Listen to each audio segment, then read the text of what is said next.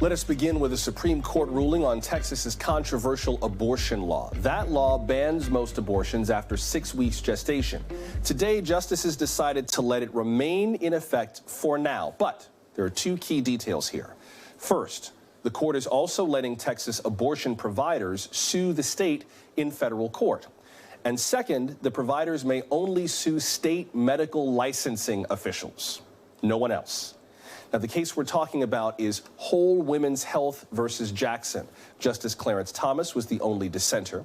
Meanwhile, Chief Justice John Roberts wrote that this small victory may risk the court losing its authority. Quote, "The clear purpose and actual effect of SB 8, that's the name of the Texas law, Senate Bill 8, has been to nullify this court's rulings. It is, however, a basic principle that the Constitution is the fundamental and paramount law of the nation," unquote.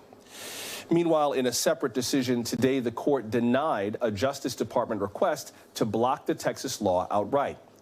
These rulings come one day after a state district judge found that this abortion law violates the Texas Constitution. In a moment, you'll hear from two women on opposite sides of this fight. But let's start with NBC News legal analyst Barbara McQuaid, a law professor at the University of Michigan. She also served as a U.S. attorney in Michigan under President Obama. Professor, I wonder what you make of not only the ruling, but the Chief Justice's comments. It sounded like he was kind of calling out the state of Texas for trying to undermine a Supreme Court precedent. It is the case, I think, Joshua, I agree with it. And what's so nefarious about it is a number of justices went along with that plan. And so, as you say, today's ruling at its narrowest is a victory for those who want to challenge this law. It says their lawsuit may proceed, though only against this very narrow class of defendants. And so they will see another day in court in Texas. There's also a hint dropped by Justice Roberts and Justice Sotomayor that the district judge, the trial level judge there, ought to do something immediately to stop the chilling effect of this law, which is to enjoin it from being enforced further while the case plays out. We'll see if he takes the hint and does that right away. But the bigger context here is this willingness to entertain a lawsuit that tries to evade judicial review. And that is what the state of Texas did here. And that is what I think Chief Justice Roberts is calling out. I think what he says is, regardless of what we think about a law, we really need to think about the way this is attacking the legal process and the rule of law in this country. So I just want to be clear about what you're saying. He's not saying that the lawsuit will prevail or fail. What he's questioning is the way that this is being done, just the principle of the thing underlying all of this. Yes, the problem with this statute from the outset is that it tried to avoid judicial review. Back since the dawn of the Supreme Court, the case of Marbury versus Madison, it says it is the job of the courts to say what the law is, to interpret the law. And this statute, by making private parties who could be the people who would bring suit in these cases against abortion performers, they tried to take it out of state action altogether in an effort to evade that sort of judicial review, to make sure that they didn't have anybody withstanding. And so even back, remember in September, when it was Chief Justice Roberts who joined the dissenters in saying we ought to stay this thing right now, because in the meantime, while we wait for this case to work its way through the courts, there is a chilling effect. Every woman in Texas is having her right to an abortion, which until Roe versus Wade is overturned, is her constitutional right, violated every day that goes by while this case works its way through the system. He wrote that back then, and he continues with that position. You used a legal term that I think is very simple but very important here, this idea of standing and how it factors into Texas's law. I think it also should be brought up relevant to the state judge who ruled that the citizen enforcement mechanism, whereby a private Texas citizen can sue an abortion clinic for providing abortion services, that is unconstitutional. Talk about what standing is and how it factors into this. So the law requires that there be real, genuine cases or controversies before courts are willing to decide them. Just because a bystander, I don't like some law, I don't have the ability to file a lawsuit to challenge that thing unless I have suffered some harm. It is also the case that I can only sue the defendants who are inflicting that harm.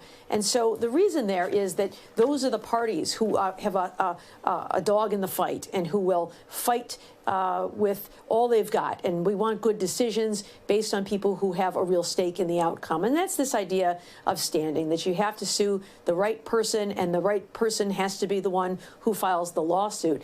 And so by creating these obstacles, those who are the authors of this SB 8 have worked really craftily to try to make it difficult for anybody to challenge the thing. They've tried to insulate it so that there isn't anybody who has standing. So as they said in the state court case, you know, there is the ability to file a lawsuit there, but it has to be done on a one-by-one basis. So if you've got an individual whose right has been violated and you can identify the person who's done that, you can file that lawsuit. But there's no way to completely dismantle the whole statute, which is really what we should be looking at here. But because of this crafty method of drafting it, they're dodging that. That really just can't be and shouldn't be the law.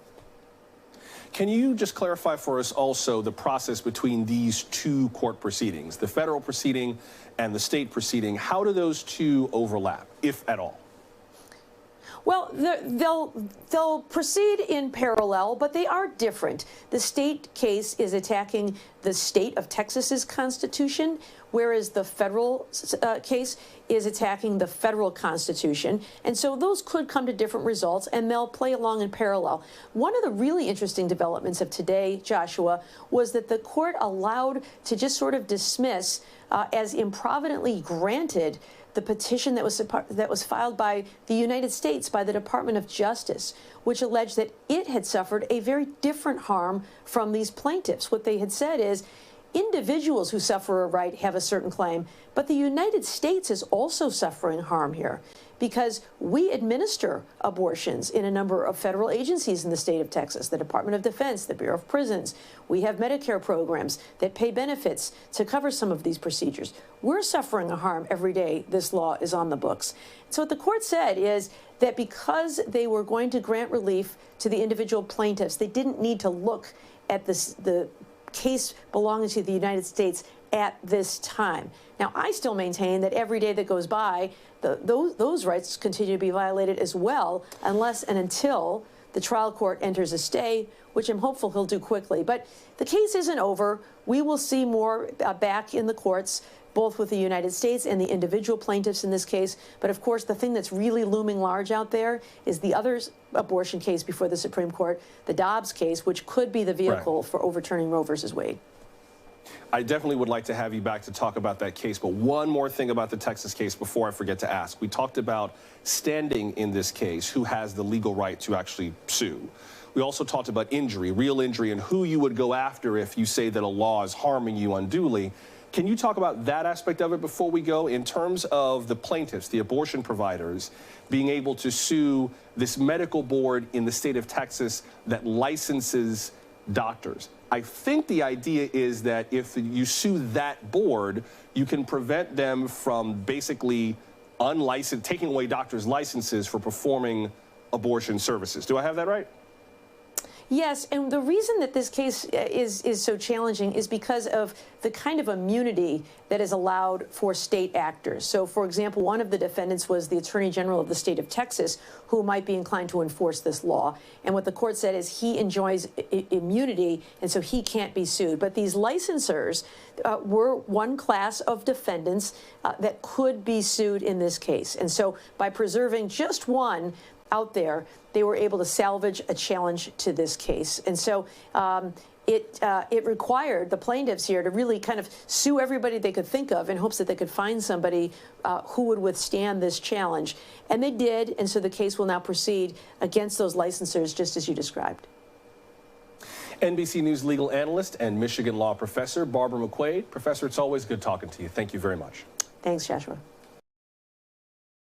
Thanks for watching our YouTube channel. Follow today's top stories and breaking news by downloading the NBC News app.